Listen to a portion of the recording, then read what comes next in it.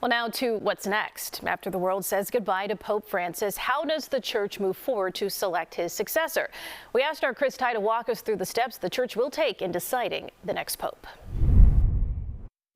The process of selecting the next pope begins with the start of the College of Cardinals, which will begin between 15 and 20 days from now. The cardinals all must be under the age of 80 to vote. They must be at the Vatican to vote. As of today, there are 136 eligible cardinals. They all head to the Sistine Chapel for conclave. We've heard that a lot lately, that word.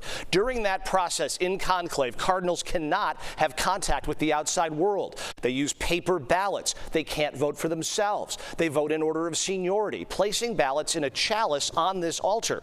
If no one receives 2/3 of the vote, they vote again, up to 4 votes per day. Once someone gets that 2/3 majority, that part is over. The awaiting crowd outside sees the white smoke. That is a mixture of the ballots mixed with a chemical producing the white smoke.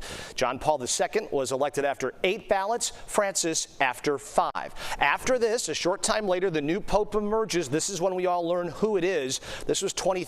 We learn who the person is, what name they've taken. They speak to that crowd all assembled at the Vatican. It was 12 years ago that we did this the last time. The question is this time, who will the church choose to replace Francis? Here's what we're learning. Cardinal Peter Erdo of Budapest is the first face here that you see. Strong support of the European cardinals who make up the biggest voting bloc.